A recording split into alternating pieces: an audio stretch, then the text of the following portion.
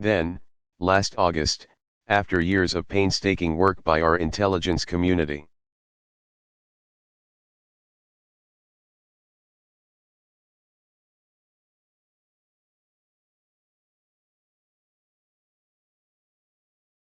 I was briefed on a possible lead to bin Laden.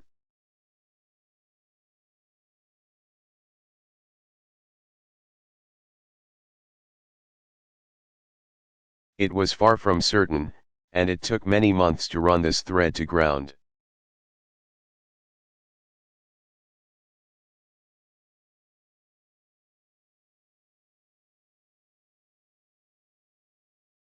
I met repeatedly with my national security team as we developed more information about the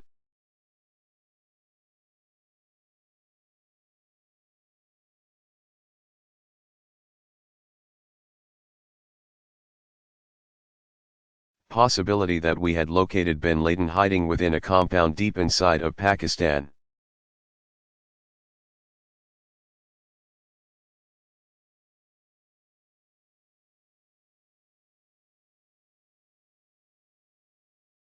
And finally, last week, I determined that we had enough intelligence to take action.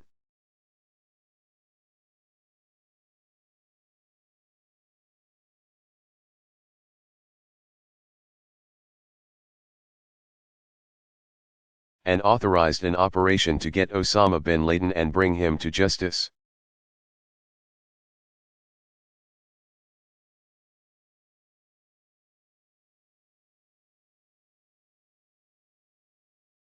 Today, at my direction, the United States launched a targeted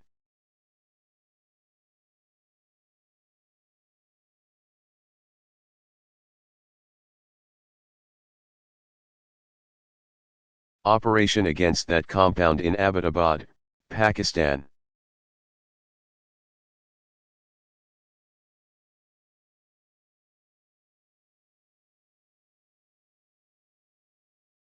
A small team of Americans carried out the operation with extraordinary courage and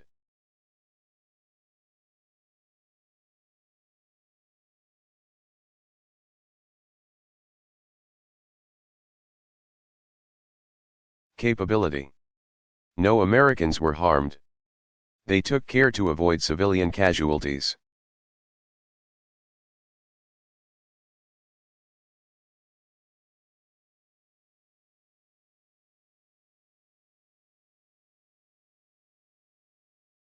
After a firefight, they killed Osama bin Laden and took custody of his body.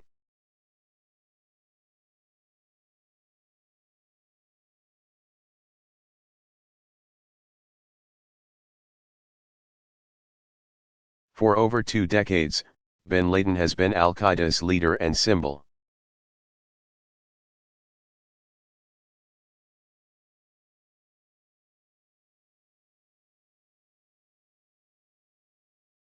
And has continued to plot attacks against our country and our friends and allies.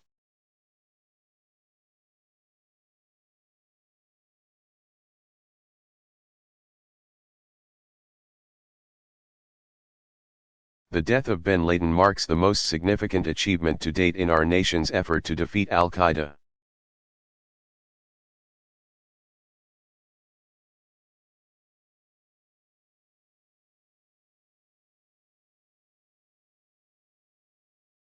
Yet his death does not mark the end of our effort.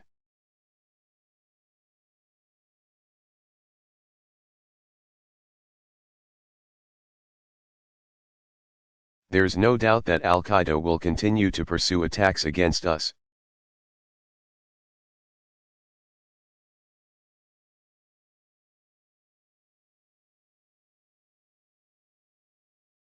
We must and we will remain vigilant at home and abroad.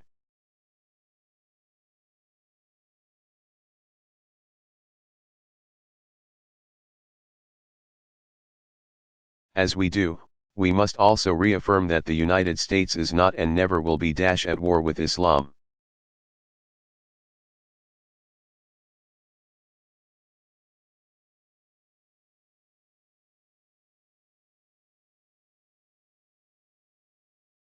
I've made clear, just as President Bush did shortly after September 11, that our war is not against Islam.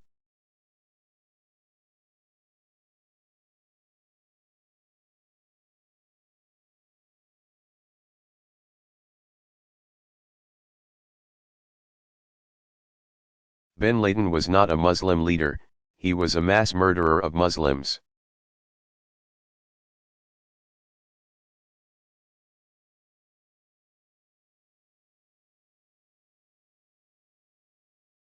Indeed, Al-Qaeda has slaughtered scores of Muslims in many countries, including our own.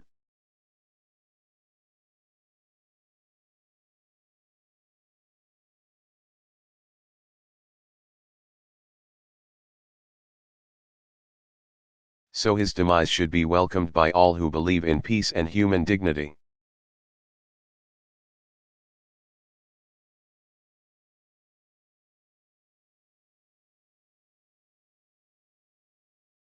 Over the years, I've repeatedly made clear that we would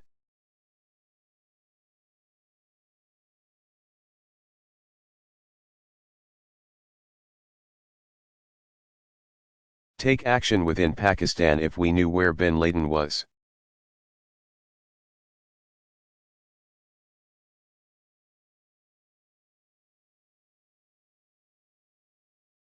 That is what we've done. But it's important to note that our counter-terrorism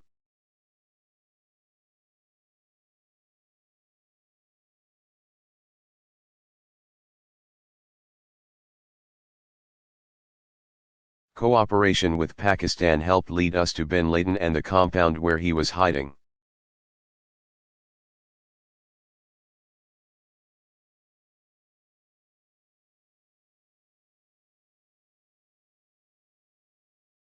Indeed, bin Laden had declared war against Pakistan as well, and ordered attacks against the Pakistani people.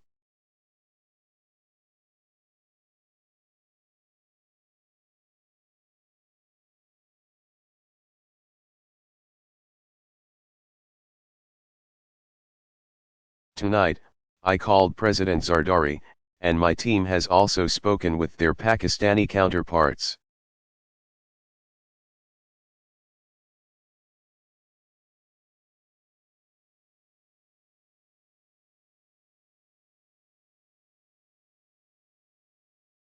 They agree that this is a good and historic day for both of our nations.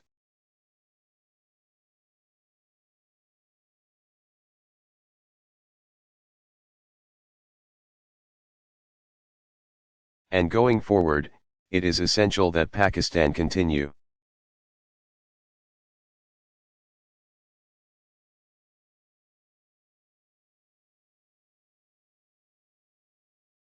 to join us in the fight against Al-Qaeda and its affiliates.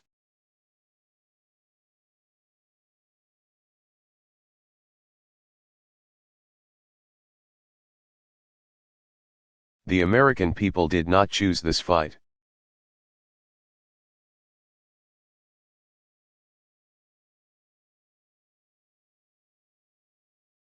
It came to our shores, and started with the senseless slaughter of our citizens.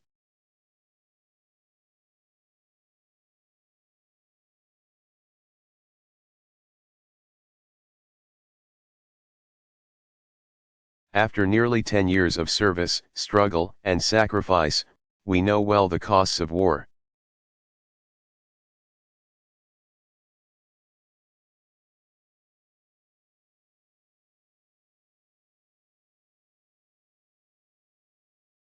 These efforts weigh on me every time I, as Commander-in-Chief, have to sign a letter to a family that has lost a loved one.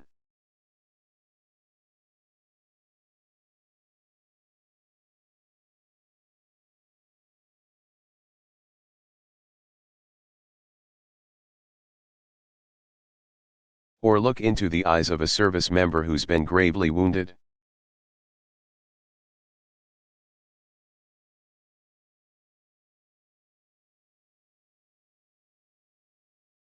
So Americans understand the costs of war.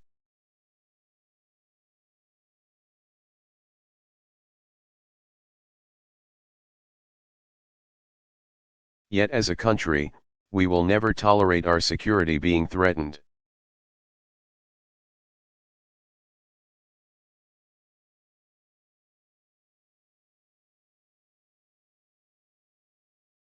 Nor stand idly by when our people have been killed.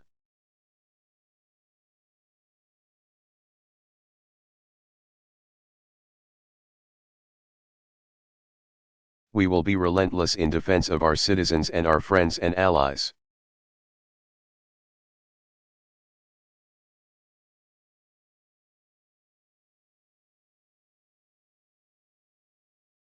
We will be true to the values that make us who we are.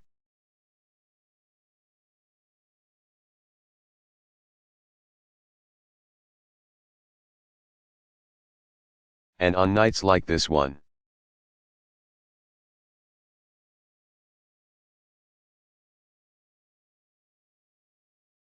we can say to those families who have lost loved ones to Al-Qaeda's terror, justice has been done.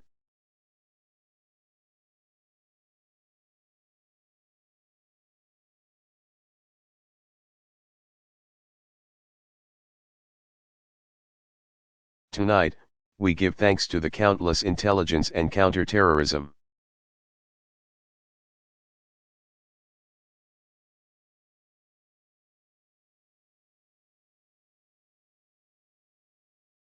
Professionals who've worked tirelessly to achieve this outcome.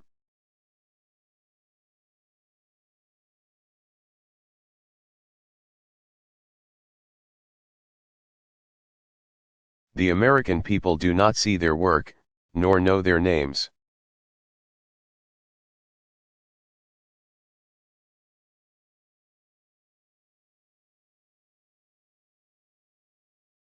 But tonight, they feel the satisfaction of their work and the result of their pursuit of justice.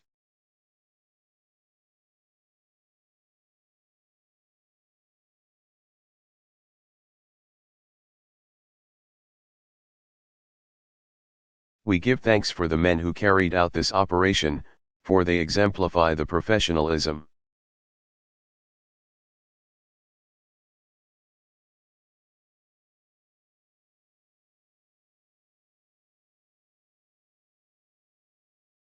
Patriotism, and unparalleled courage of those who serve our country.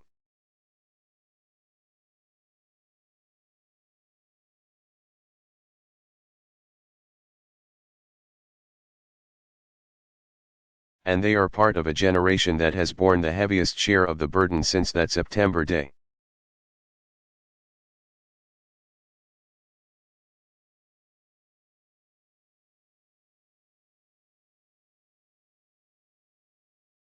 Finally, let me say to the families who lost loved ones on September 11th that we have never forgotten your loss.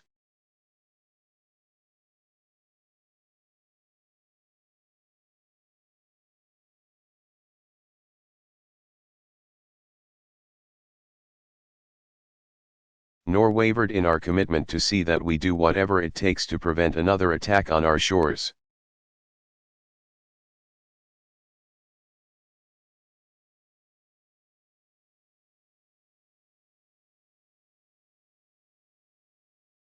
And tonight, let us think back to the sense of unity that prevailed on September 11th. I know that it has, at times, frayed.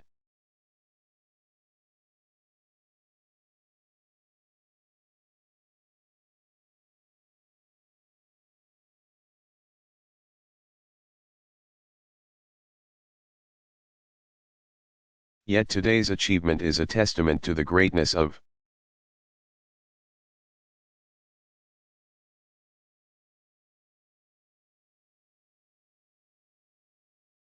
our country and the determination of the American people.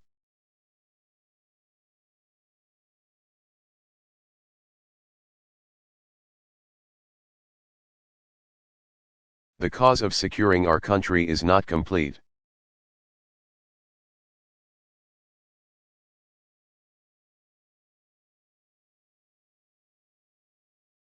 But tonight, we are once again reminded that America can do whatever we set our mind to.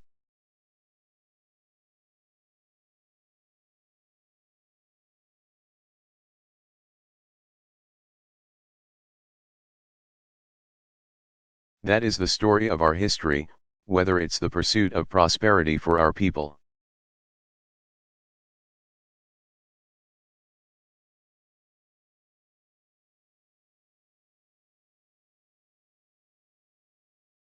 or the struggle for equality for all our citizens.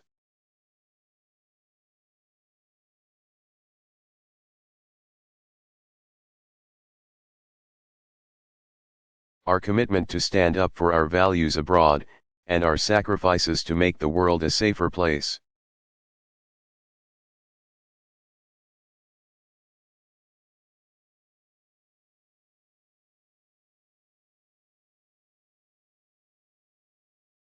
Let us remember that we can do these things not just because of wealth or power,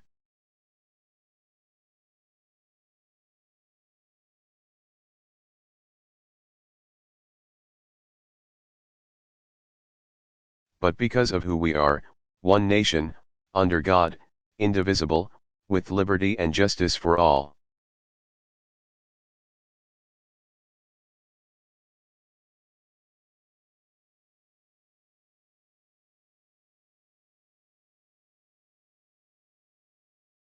Thank you.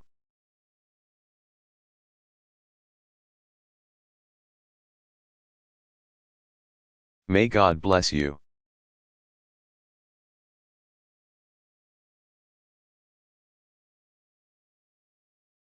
And may God bless the United States of America.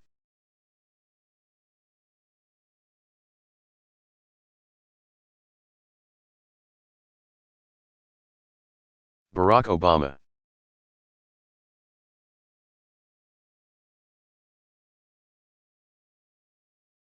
Oval Office address on BP oil spill disaster.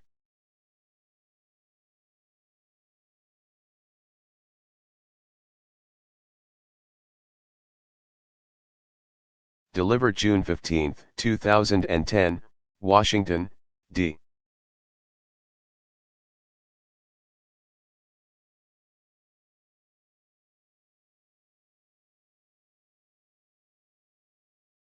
C.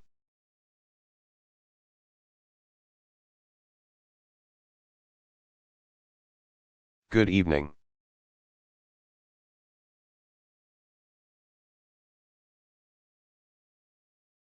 As we speak, our nation faces a multitude of challenges.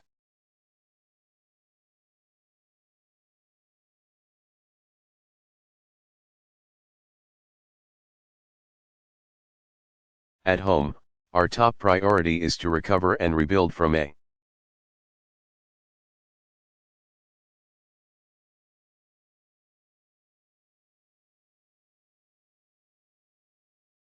recession that has touched the lives of nearly every American.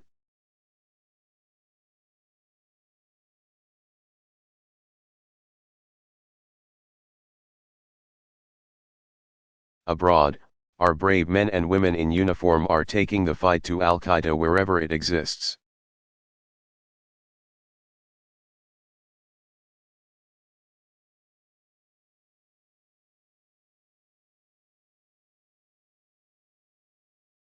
And tonight, I've returned from a trip to the Gulf Coast to speak with you about the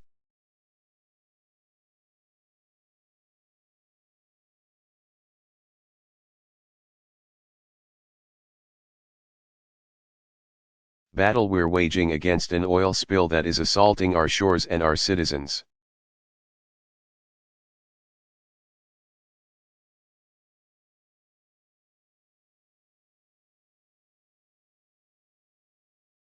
On April 20, an explosion ripped through BP Deepwater Horizon drilling rig.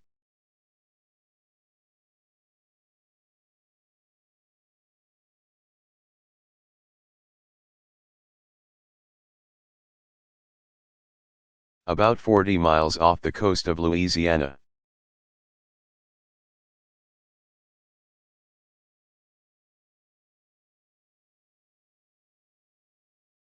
"11 workers lost their lives.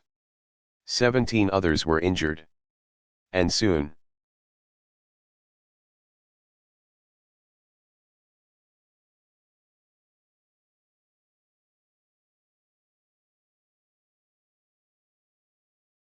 Nearly a mile beneath the surface of the ocean, oil began spewing into the water.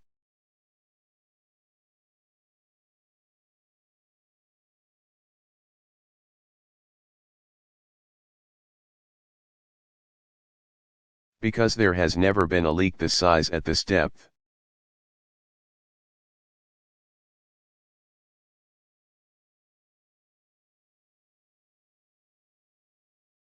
Stopping it has tested the limits of human technology.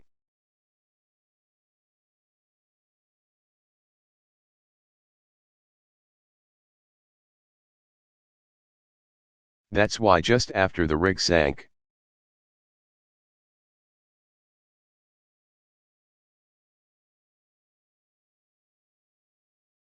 I assembled a team of our nation's best scientists and engineers to tackle this challenge, a team led by Dr.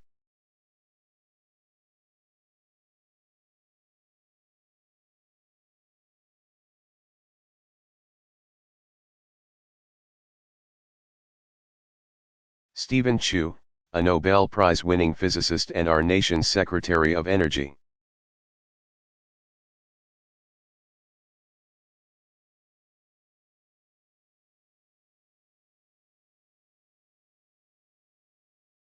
Scientists at our national labs and experts from academia.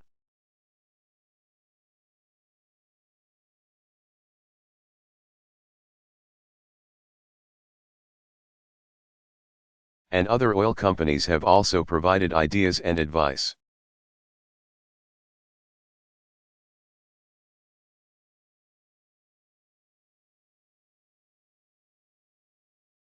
As a result of these efforts, we've directed BP to mobilize additional equipment and technology.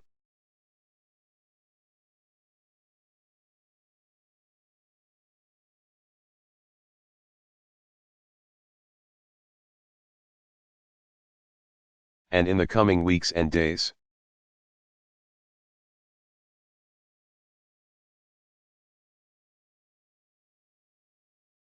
these efforts should capture up to 90% of the oil leaking out of the well.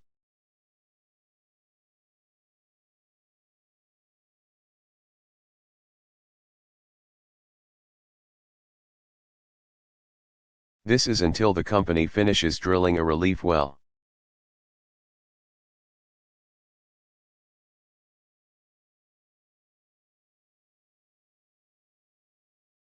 Later in the summer, that's expected to stop the leak completely.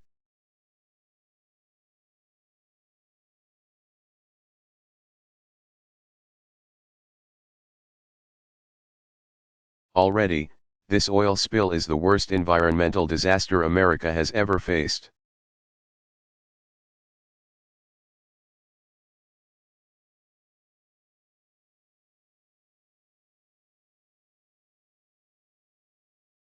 And unlike an earthquake or a hurricane,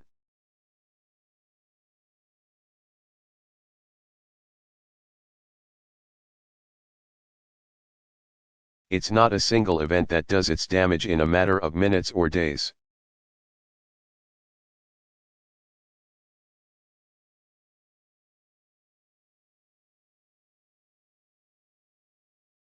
The millions of gallons of oil that have spilled into the Gulf of Mexico are more like an epidemic.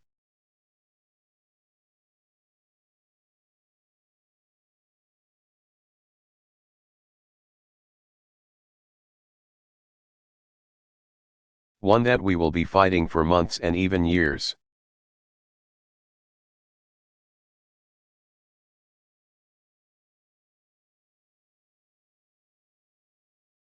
But make no mistake, we will fight this spill with everything we've got for as long as it takes.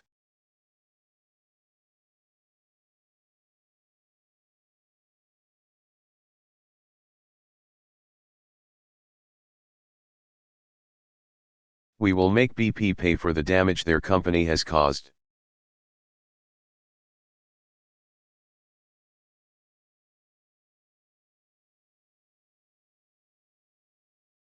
And we will do whatever's necessary to help the Gulf Coast and its people recover from this tragedy.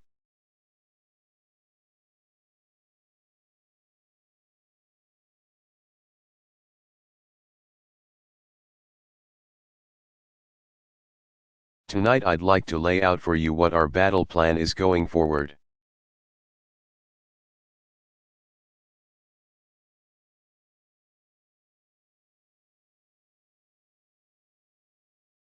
What we're doing to clean up the oil, what we're doing to help our neighbors in the Gulf.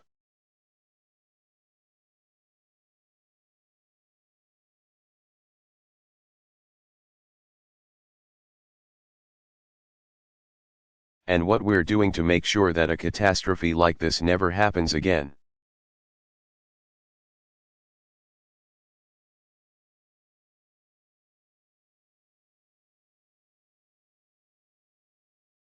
First, the cleanup.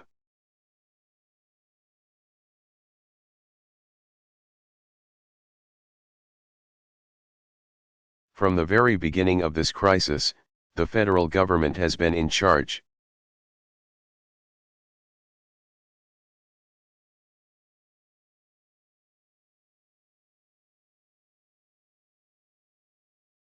Of the largest environmental cleanup effort in our nation's history, an effort led by Admiral Thad Allen.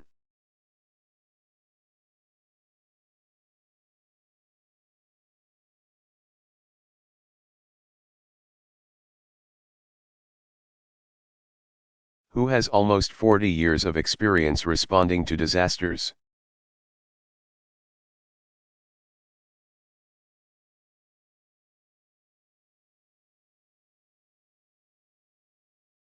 We now have nearly 30,000 personnel who are working across 4 states to contain and clean up the oil.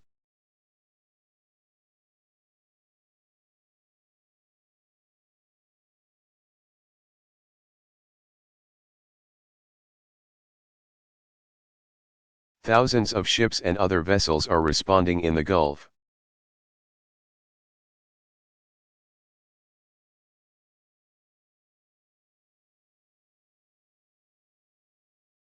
And I've authorized the deployment of over 17,000 National Guard members along the coast.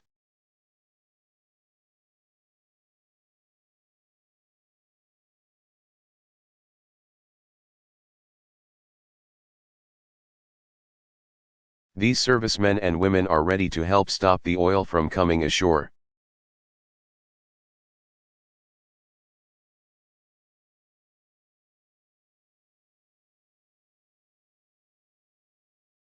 They're ready to help clean the beaches, train response workers, or even help with processing claims.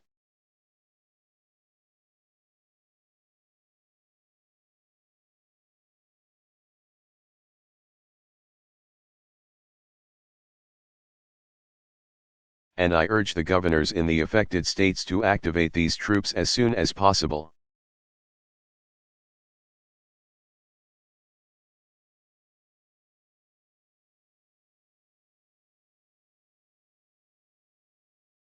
Because of our efforts, millions of gallons of oil have already been removed from the water through burning.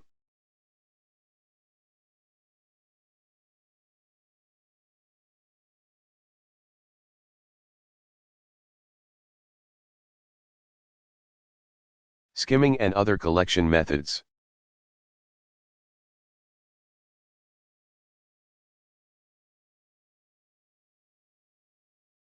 Over 5.5 million feet of boom has been laid.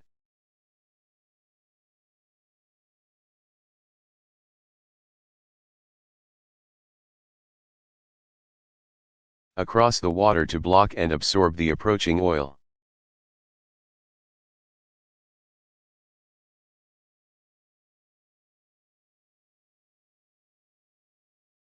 We've approved the construction of new barrier islands in Louisiana to try to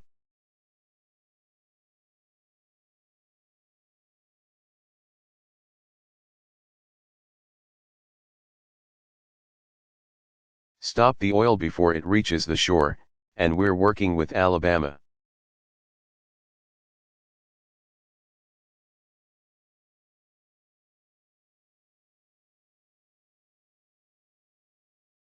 Mississippi and Florida to implement creative approaches to their unique coastlines.